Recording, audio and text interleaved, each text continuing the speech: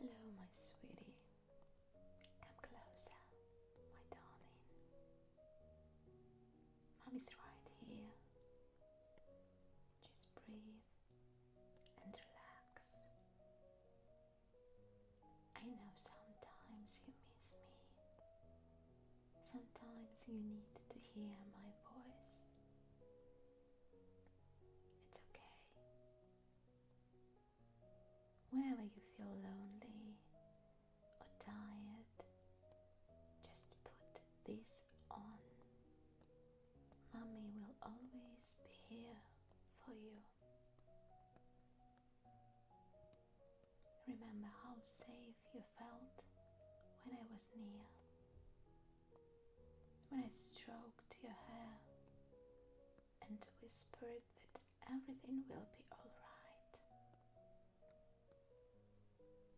Close your eyes.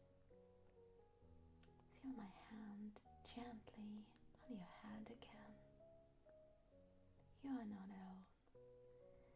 Mama's here, holding you in her voice. You are safe. You are small. You are loved. And you have finally rest.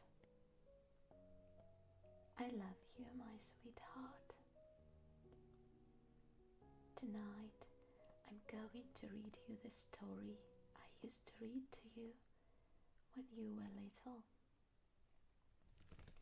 The Little Prince.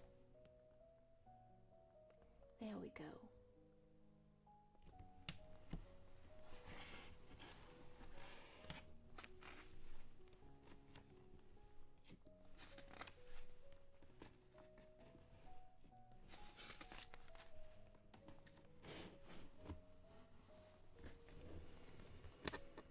Close your eyes. I'm here. Mommy's here.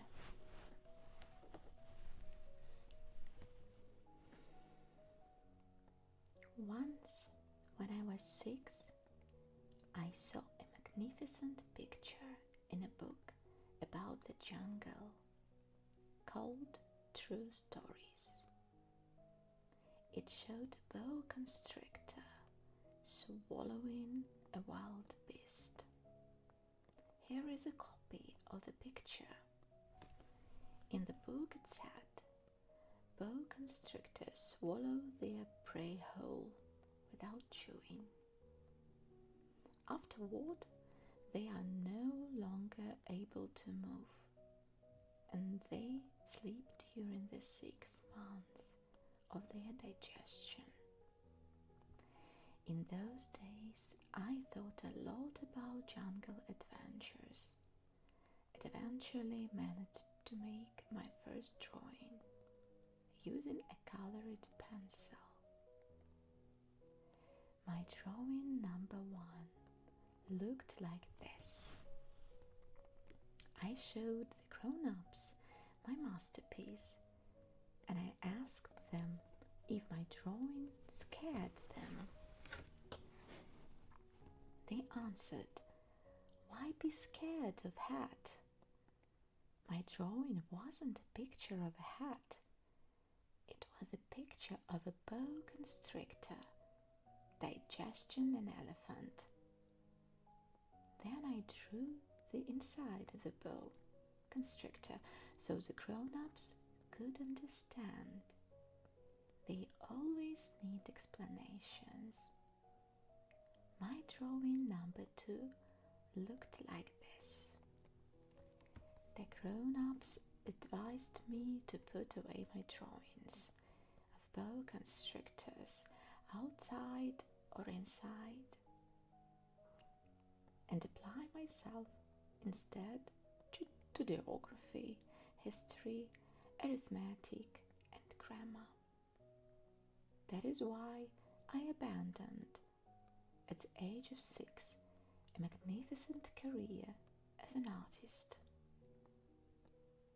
I had been discouraged by the failure of my drawing number 1 and of my drawing number 2. Grown-ups never understand anything by themselves, and it is exhausting for children to have no provide explanations over and over again. So then I had to choose another career, and I learned to pilot airplanes. I have flown almost everywhere in the world, and as a matter of fact, geography has been a big help to me. I could tell China from Arizona at first glance, which is very useful, as if you get lost during the night. So I have had in the course of my life lots of encounters with lots of serious people. I have spent lots of time with grown-ups. I have seen them at close range, which hasn't much improved my opinion of them. Whenever I encountered a grown-up who seemed to me at all enlightened, I would experiment of him with my drawing number 1, which I have always kept. I wanted to see if he really understood anything, but he would always answer, "That's a hat." Then I wouldn't talk about boa constrictors or jungles or stars. I would put myself on his level and talk about bridge and golf and politics and neckties. And my grown-up was glad to know such a reasonable person. So I lived all alone, without anyone I could really talk to, until I had to make a crash landing in the Sahara Desert 6 years ago. Something in my plane's engine had broken, and since I had neither a mechanic nor passengers in the plane with me, I was preparing to undertake the difficult repair job by myself. For me, it was a matter of life or death. I had only enough drinking water for 8 days. The first night, then I went to sleep on the sand 1,000 miles from any inhabited country. I was more isolated than a man shipwrecked on a raft in the middle of the ocean. So you can imagine my surprise when I was awakened at daybreak by a funny little voice saying, "Please, draw me a ship." What? Draw me a ship? I leaped up as if I had been struck by lightning. I rubbed my eyes hard. I stared, and I saw an extraordinary little fellow staring back at me very seriously. Here is the best portrait I managed to make of him later on. But of course my drawing is much less attractive than my model. This is not my fault. My career as a painter was discouraged at the age of 6 by the grown-ups, and I had never learned to draw anything except boa constrictors, outside and inside. So I stared wide-eyed at his apparition. Don't forget that I was 1,000 miles from any inhabited territory, yet this little fellow seemed to be neither lost nor dying of exhaustion, hunger, or thirst. Nor did he seem scared to death There was nothing in his appearance that suggested a child lost in the middle of the desert, 1,000 miles from any inhabited territory. When I finally managed to speak, I asked him, "But what are you doing here?" And then he repeated, very slowly and very seriously, "Please, draw me a ship." In the face of an empowering mystery, you don't dare disobey. Absurd as it seemed, 1,000 miles from all inhabited regions and in danger of death, I took a scrap of paper and a pen out of my pocket.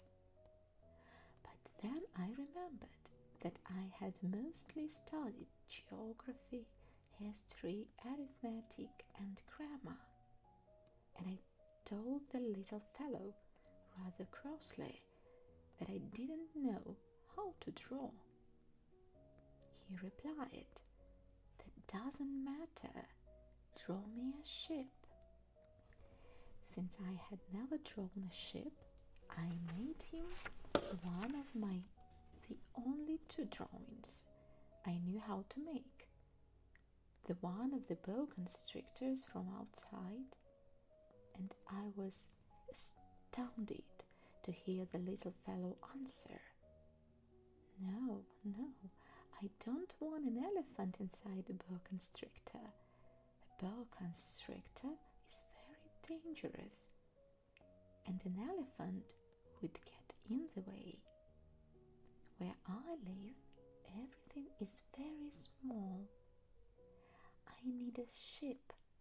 Draw me a ship." So then I made a drawing.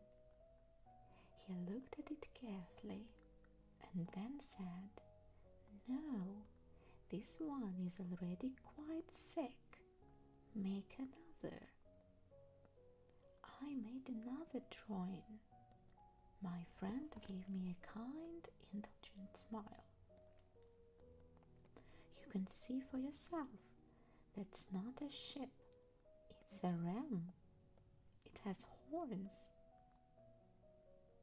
So I made my third drawing, but it was rejected, like the others. "This one's too old.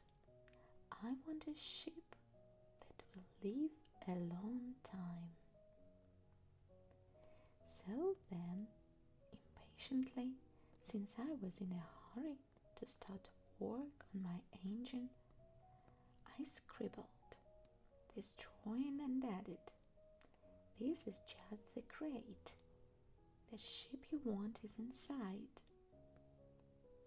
But I was amazed to see my young critic's face light up. "That's just the kind I wanted. Do you think this ship will need a lot of grass?"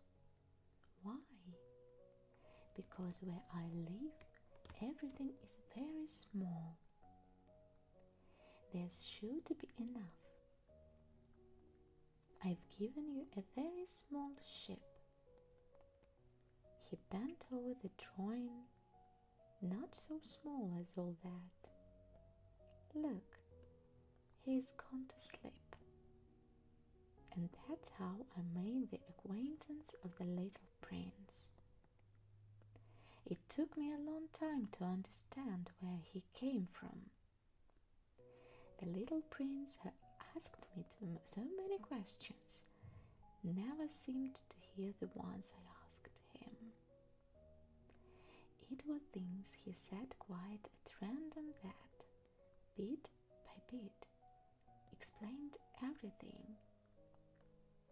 For instance, when he first caught sight of my airplane, I won't draw my airplane. That would be much too complicated for me. He asked, "What's that thing over there?" "It's not a thing. It flies. It's It's an airplane, my airplane. And I was proud to tell him I could fly. Then he exclaimed, "What? You fell out of the sky?" "Yes," I said modestly. "Oh, that's funny." And the little prince broke into a lovely peal of laughter, which annoyed me a good deal. I like my misfortunes to be taken seriously. Then he added, "So you fell out of the sky too? What planet are you from?"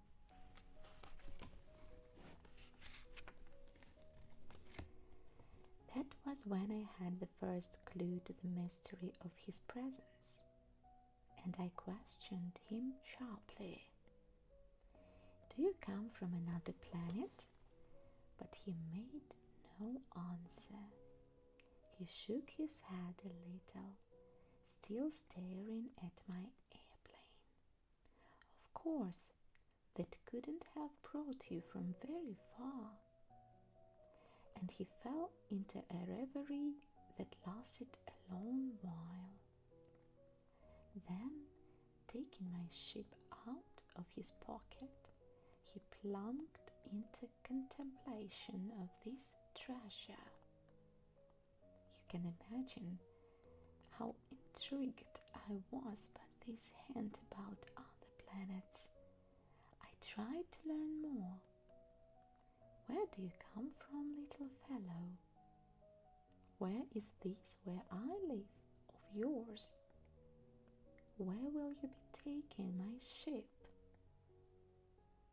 After a thoughtful silence, he answered, "The good thing about the crate you've given me is that he can use it for a house after dark. Of course, and if you are good, I'll give you a rope to tie him up during the day, and a stake to tie him to." This proposition seemed to shock the little prince. "Tie him up? What a funny idea! But if you don't tie him up, he'll wander off somewhere and get lost." My friend burst out laughing again. Where could he go? Anywhere straight ahead. Then a little prince remarked quite seriously, "Even if he did, everything's so small where I live." And he added, perhaps a little sadly, "Straight ahead, you can't go very far." There we go. The story is finished today, but Mama isn't going anywhere. Stay right here with me, my love. Keep your eyes closed. Feel me tucking you in, stroking your hair and kissing your forehead. You are safe, you are warm, and you are so very loved. Sleep well, my sweet. Mama's right here, watching over you